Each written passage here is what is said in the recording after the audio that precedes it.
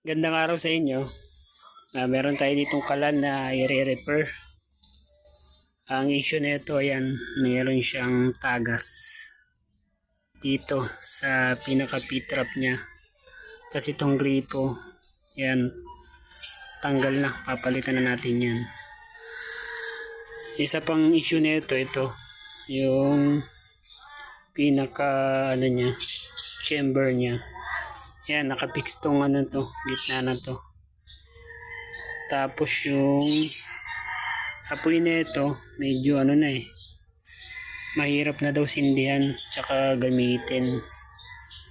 Hindi ko alam kung kaninong gawa ito, pero susubukan natin magawa. Ang plano ko dito yan, ditanggal tong gitna na to, yung nozzle nya, center nozzle.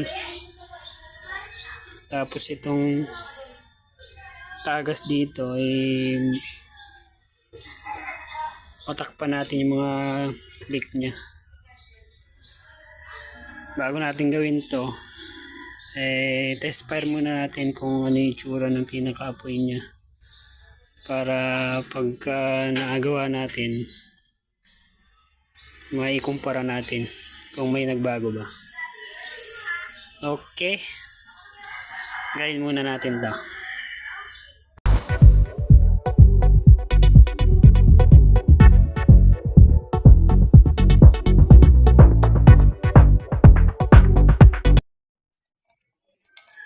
Yan, sinindihan natin, tinesting natin kung mapapaaboy natin ng maganda to.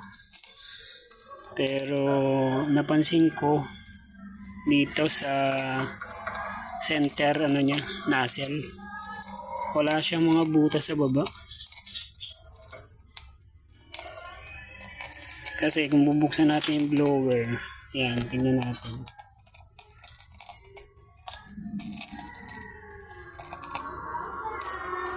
Yan, naka-open yung blower niyan. Walang nagre-react sa apoy. Kaya tingin ko dito lang ang butas niya sa taas. Tingnan natin.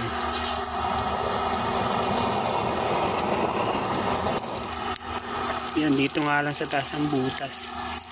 Kaya matagal nga talagang sindihan to. Dahil wala siya mga butas dun sa baba para mag-react yung apoy, para umangat. Bali, re-remedyoan natin to, tatanggalin natin to, papalitan natin ng pinaka center nozzle nya, papalit natin dyan yung gawa na natin. Testing natin kung maganda ba, tsaka mausok siya.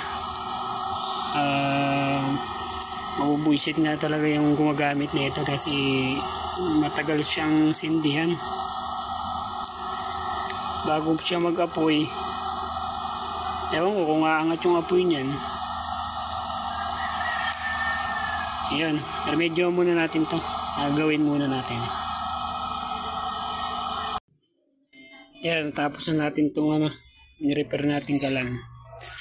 Ngayon naman, testing natin, i-test fire. Ang issue nito, matagal daw siya sindihan dahil sa yung ito nozzle nya sa gitna. Tapos itong yung may tagas, yan pinalitan na natin ng panibago.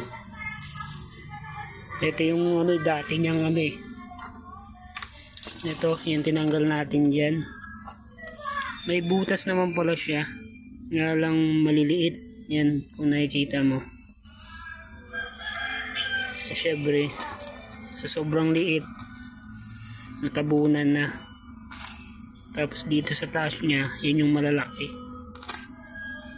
Ayan yung tinanggal natin dun, kaya matagal siya sindihan. Ngayon, dito ulit tayo. I-testing natin to kung okay na.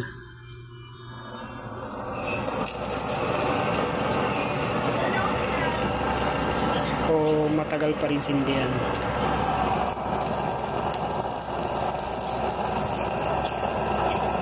Bago na ilinagay natin dyan Di ba class na tong ano niya, center ano, nozzle.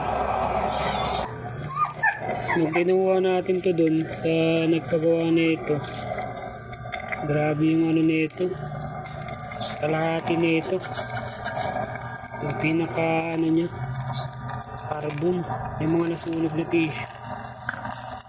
Siguro hindi nila tinatanggal kada ano,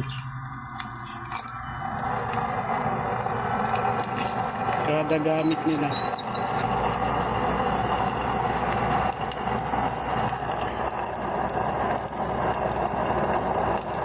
Pero ngayon okay na to. Magagamit nila na maayos to.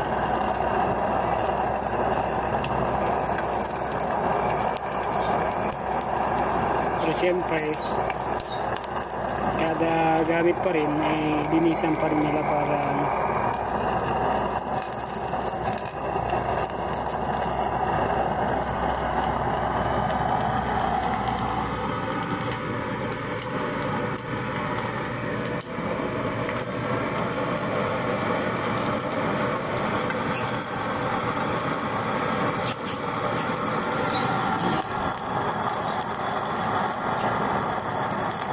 testing lang natin ng ano,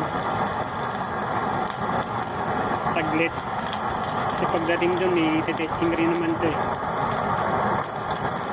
Para lang matry natin dito ako nandito pa.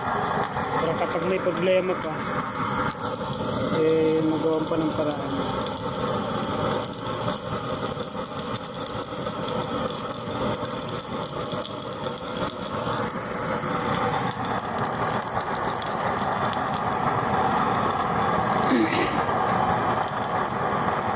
Mas lumakas na yung apoy niya kaysa ngayon. Tulad ng ano, yung nakalagay ng una.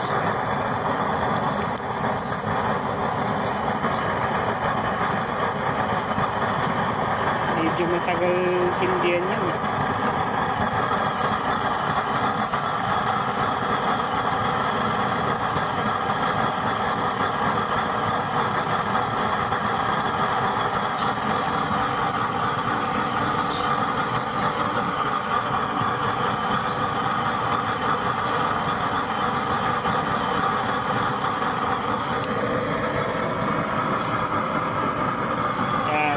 Okay na to. Pwede nang galing dun sa nagpagawa sa atin. Okay na.